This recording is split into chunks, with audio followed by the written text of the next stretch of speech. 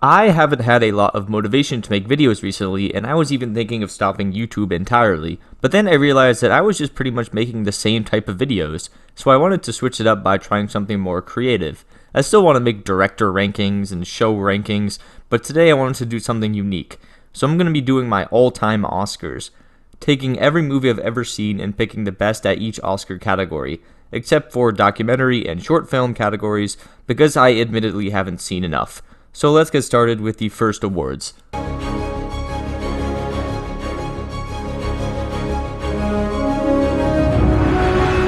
I'm going in order of the 2026 Oscars, so the first category is Best Supporting Actress. This was honestly one of the hardest ones to do because there isn't a lot of incredible supporting actress performances that come to the top of my head.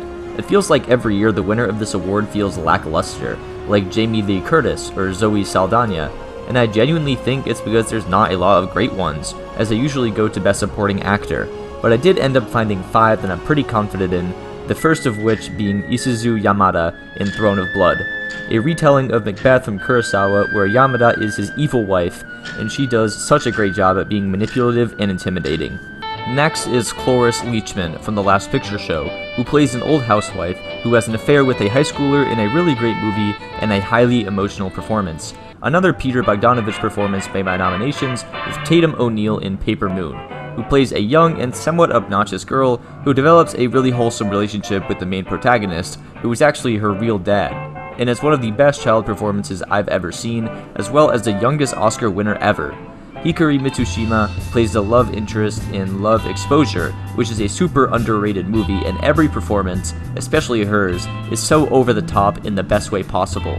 But my win has to go to Michelle Williams in Manchester by the Sea, who plays the main character's divorced wife, and even though she has very little screen time, she steals every scene she's in, and every time she's on screen with Casey Affleck, you can feel the emotion and trauma that they share, and it makes me emotional every time.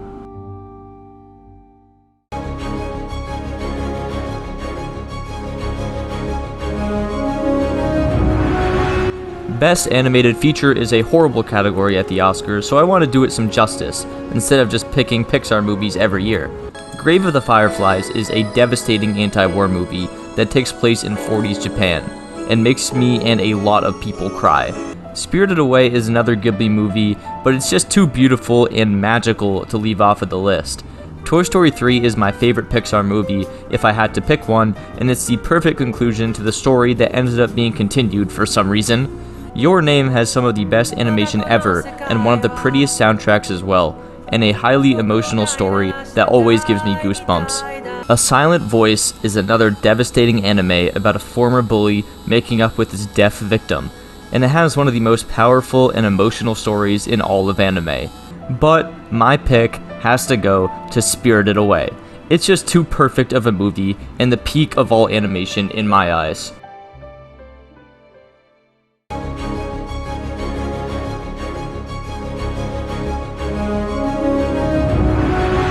Best Costume Design is one I don't really care about, but there are some memorable ones.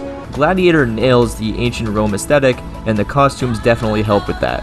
Return of the King has the best showing of fantasy costumes of all time, and everything helps it feel like a book coming to life. Pan's Labyrinth has some killer monster costumes that are actually some of the most unforgettable parts of the movie. Mad Max Fury Road's entire production is awesome, and the costumes are another example of it.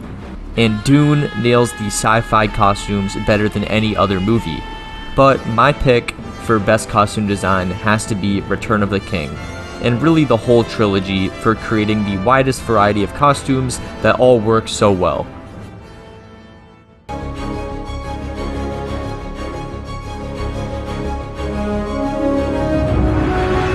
Best Makeup is another lesser category, but movies like The Fly make it stand out a little more. Probably the most famous instance of makeup, and its legacy is deserved. Return of the King once again lands on here, and just warning, it's gonna get a lot of these production ones. Pan's Labyrinth is incredible at costumes, and I think the makeup is a bit more impressive. Poor Things has some awesome makeup with its standout looking quirky characters. The New Frankenstein might be recency bias, but this whole movie's production is mind-blowing, and the makeup is probably the part that sticks out the most. But my pick has to be Pan's Labyrinth. Some of those monsters are just incredible to look at.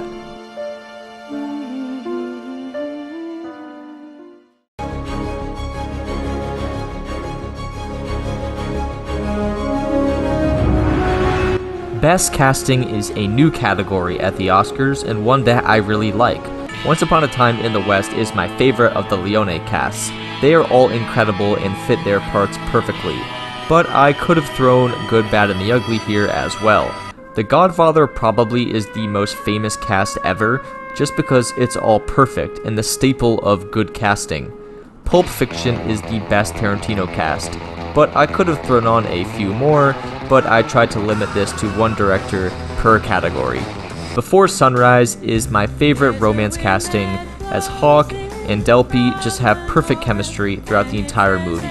The Big Lebowski is my comedy pick, because I think the casting is an underrated part of the genre, and all three of the main actors are perfect together. But my pick has to be The Godfather. It feels like anything else would be stupid.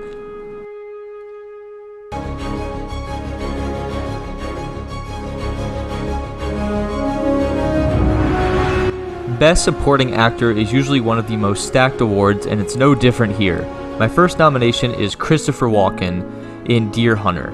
Every performance here is great, but seeing the effects of the war on him especially is incredible. Marlon Brando in Apocalypse Now has little screen time, but every line he says is powerful and sticks. One of his best performances. Dennis Hopper kills it as a totally messed up psycho in Blue Velvet, and the movie really starts when he comes, in my opinion. Gene Hackman in Unforgiven is one of the best antagonist performances ever, and my personal favorite Gene Hackman performance. And Javier Bardem in No Country for Old Men is one of the most terrifying characters ever. But my pick has to go to Brando as Colonel Kurtz in Apocalypse Now. There's just nothing like it.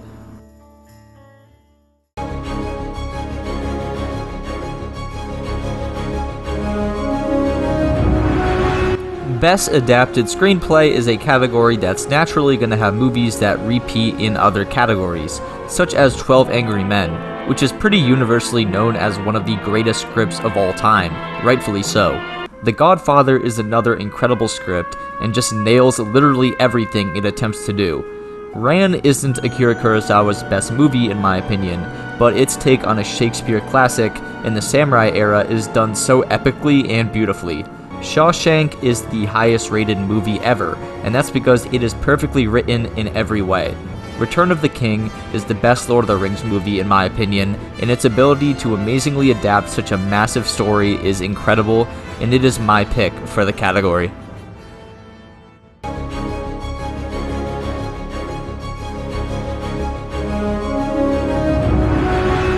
Best Original Screenplay is a category that was actually hard for me because I actually didn't know what was original. Like learning that Kurosawa came up with the beautiful and emotional story of Ikaru just makes me respect him even more. Chinatown has some of the most famous lines of dialogue ever, and also a perfectly crafted story with unique and captivating characters.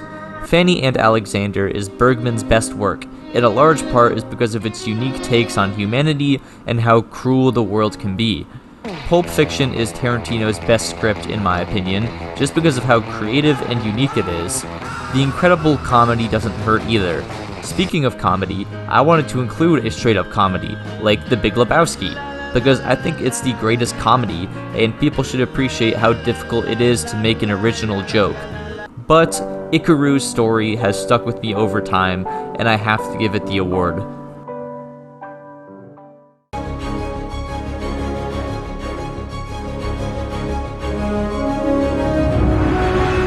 Just like the real Oscars, the technical awards like production design are going to go to the same few movies, but this one is the most interesting.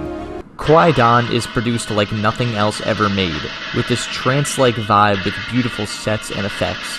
It's a once-in-a-lifetime experience, and the production is a major part. Barry Lyndon is famous for his unbelievable cinematography, and while deserved, its set design and overall look is gorgeous. Blade Runner is my cyberpunk pick because it's one of my favorite aesthetics, and nothing does it as perfectly as the old Blade Runner. The neon lights and dark atmosphere is one of a kind. Landscape in the Mist is an underrated Greek movie that looks absolutely beautiful and puts you in a trance. The fog and lighting is hypnotizing and draws you in like no other. Return of the King takes the fantasy world of the books and brings it to the screen in a way that is just remarkable, with every set and prop matching the vibe perfectly. But I think my pick has to go to Qui-Gon for creating something that feels like an absolute dream from a production standpoint.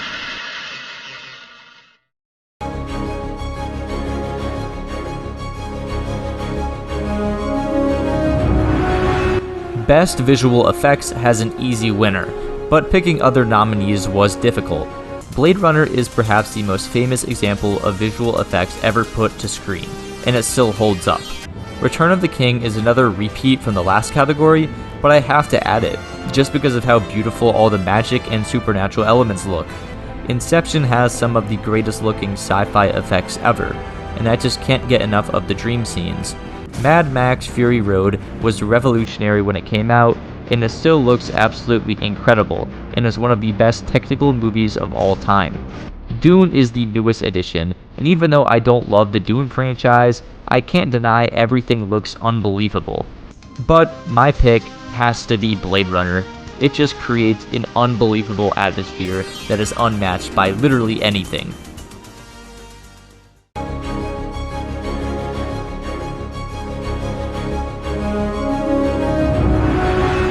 Best Original Score is always one of my favorite categories, as I love music.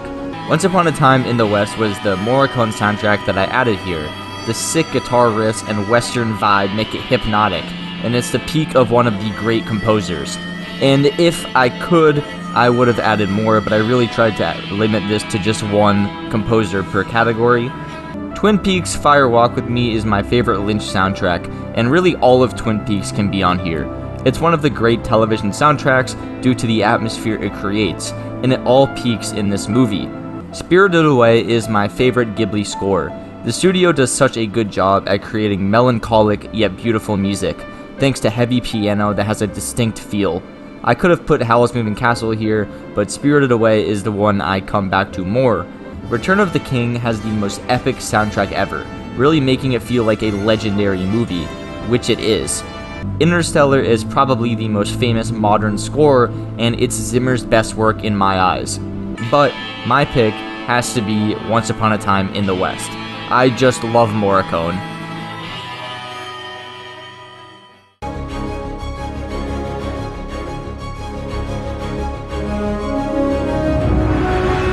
Best Sound isn't really a category I care about, but movies like Apocalypse Now can change that. The war sounds in this movie feel more terrifying than ever, and there's literally nothing that sounds like this movie. Blade Runner appears again in a technical category, and that's because its production is just super impressive in most categories. Twin Peaks Fire Walk with Me sounds incredible every time something with the Black Lodge happens, and it sucks you into the unique world of Twin Peaks. Interstellar is the best sounding space movie, and it makes the story feel even more epic and gives it higher stakes. The quality is just unreal. Dune is another modern sci-fi that just sounds perfect, and it gives the world more feeling. Dune has been in a lot of technical categories for a reason. But my pick has to be Apocalypse Now, for perfecting the sounds of war and horror.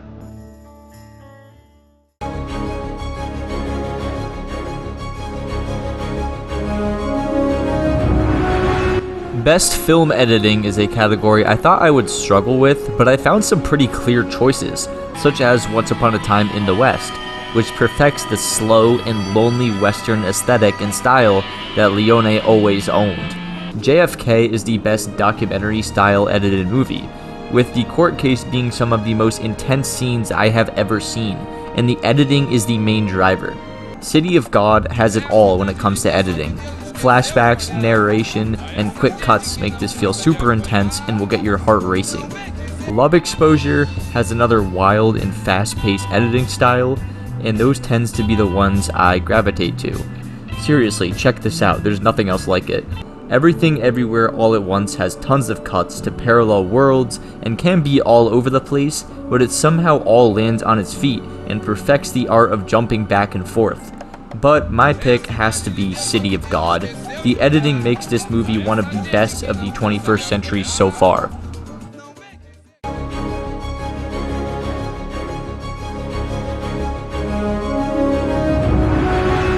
Best cinematography is one of my favorite categories because I think it can make a movie super memorable. Seven Samurai is Kurosawa's best work from a cinematography standpoint, with epic battle shots as well as beautiful scenery.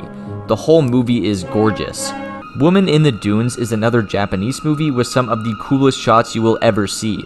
It mostly takes place in a hole, but the cinematography does an incredible job matching the Stockholm Syndrome that the movie focuses on. Barry Lyndon is easily Kubrick's best shot movie, and every shot looks more gorgeous than the next. You've heard it all. Stalker is a beautiful sci-fi Tarkovsky movie that perfects his unique style of cinematography and creates an atmosphere like no other. And finally, Landscape in the Mist once again looks phenomenal, and the incredible cinematography is one of the biggest reasons why. But the award has to go to Barry Lyndon for just perfecting those massive shots that look so amazing.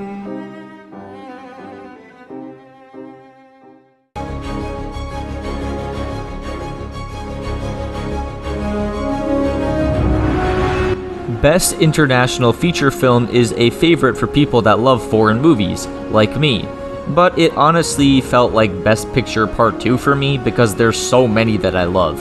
Ikaru might not be the best shot Kurosawa movie, but it's still my favorite because of the incredible acting and the moving story that focuses on what it means to really live. This movie really sticks with me as I get older.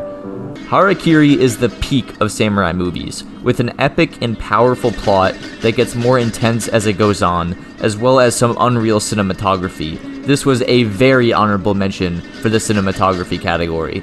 Fanny and Alexander is my favorite out of a long list of Bergman masterpieces, just because I think it was the accumulation of everything that makes him such a special director, and probably my favorite of all time. Cinema Paradiso is a powerful movie about life and friendship, following one man as he goes through tragedies and struggles and experiences everything that makes life worth living, and also has a killer Morricone soundtrack. And finally, Spirited Away is a powerful movie with incredible animation and a moving story about growing up and maturing even when everything seems so weird. And in a close race, I have to go with Fanny and Alexander for tackling so many different themes and nailing them all perfectly.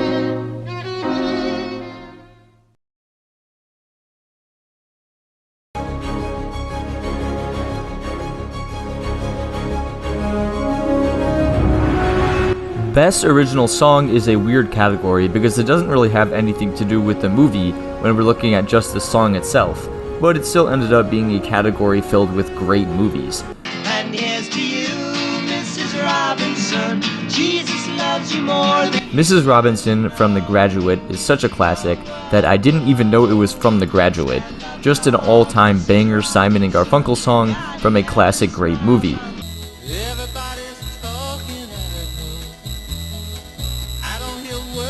Everybody's Talkin' is an amazing Harry Nilsson song from Midnight Cowboy, and the way it is used at the end of the movie is so well done and makes the already emotional ending even more powerful. Do you miss me? Miss Misery is an Elliott Smith song from Good Will Hunting, and this is kind of a cheat code because he is my favorite artist, but I also love the way it's used in Good Will Hunting. It fits the movie's vibe so well.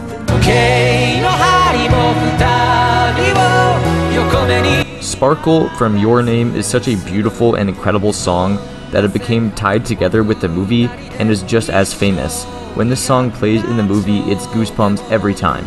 Oh, to see without my eyes. The first time. Mystery of Love is a really pretty and quite sad Sufjan Stevens song that once again matches the vibe of Call Me By Your Name. Great original songs are good on their own and even better when in the movie. In a very close one, my pick goes to Everybody's Talkin', because I just listen to it so much more than any other song here, and I think that proves it's my favorite song in the list. I just love the lyrics of this song.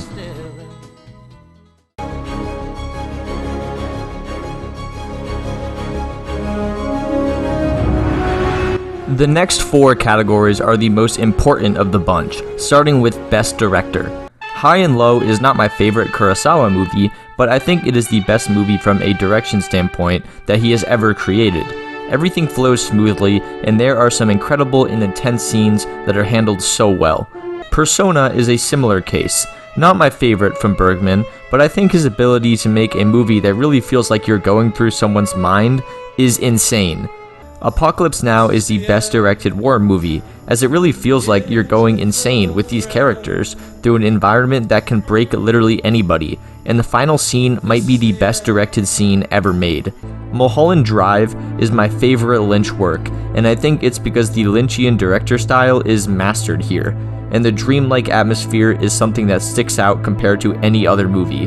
Return of the King is a movie not really known for direction, but Jackson kills this massive story and makes everything flow seamlessly, which I think is really impressive given how many plotlines there are.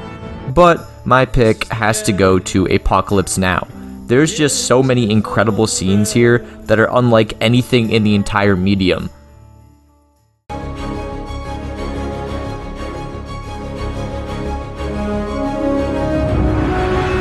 Best Actor is obviously one of the most stacked categories, and even now I'm struggling to really pick, but this is the best I got. Marlon Brando's best performance comes in The Godfather, in my opinion, with him really becoming someone in a way he hasn't before. Every time this character speaks, you listen, and there's a reason he's probably the most iconic movie character ever. Jack Nicholson in One Flew Over the Cuckoo's Nest is acting perfection, and it's really flawless. It's one of those performances you can't put into words, but every time he's on screen, he steals the entire screen. And by doing so, he steals the whole movie to the point where the plot becomes second to his performance in my eyes. Al Pacino in Dog Day Afternoon was actually the same year as Nicholson for Cuckoo's Nest. What a race that was for the Oscars. I could have put a few Pacino ones, but I just love his character in this movie and the intensity he brings. It feels more like theater, but it works perfectly. Daniel Day-Lewis in There Will Be Blood is a cliche pick, but it's really undeniable because there's never been an actor get so deep into a character. Like, this performance still blows my mind. It really does not even feel like acting. Anthony Hopkins is most known for Silence of the Lambs, and that's great, but I think he's even better in The Father. He plays an old man with dementia, and he pulls it off so well, so that he doesn't really seem like he's going crazy, but then when we learn everything with him, he delivers one of the most powerful and emotional acting scenes I have ever seen. The winner of this had to go to Jack Nicholson. Acting peaked with this performance.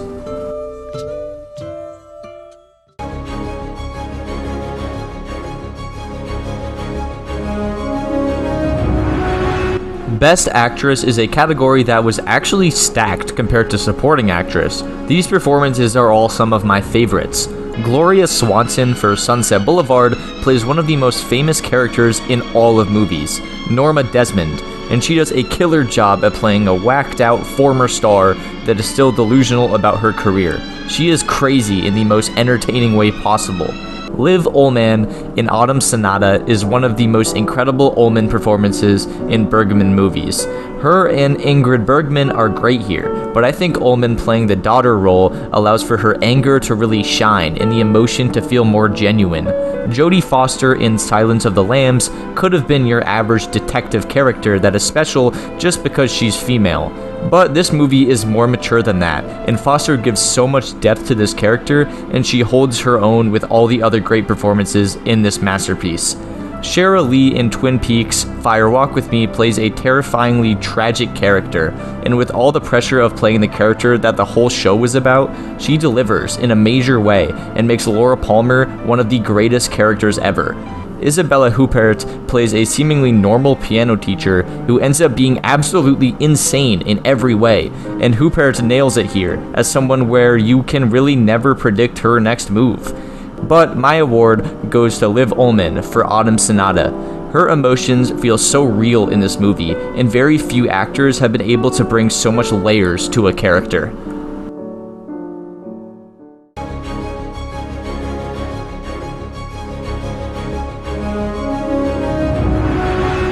Best Picture is the most important category and also the biggest, with 10 nominations. So I guess these are also my top 10 movies of all time. My first nominee is Ikaru, which I obviously already talked about earlier, and there's going to be a few from Best International that I think are Best Picture worthy. Seriously, watch Ikaru if you can, it's so good and such a powerful movie, Kurosawa's best. Once Upon a Time in the West is my favorite western with an incredible soundtrack, sick cinematography, great acting, and a really engaging plot that gets more badass as it goes on. Barry Lyndon is the best shot and best looking movie ever, but it also has some great character development with Barry on top of the style the movie brings. Just overall Kubrick's best movie in my eyes. Apocalypse Now is the best war movie ever, turning the Vietnam War into a horror movie with terrifying and memorable characters with unique morals. By the end of this movie, you feel like you're going crazy with the main characters. It also has the greatest ending scene ever in my opinion, with the end playing in the background. Fanny and Alexander is my favorite Bergman movie, with some of the best dialogue and social commentary out of any movie, as well as incredible acting, and it is my favorite foreign movie ever made.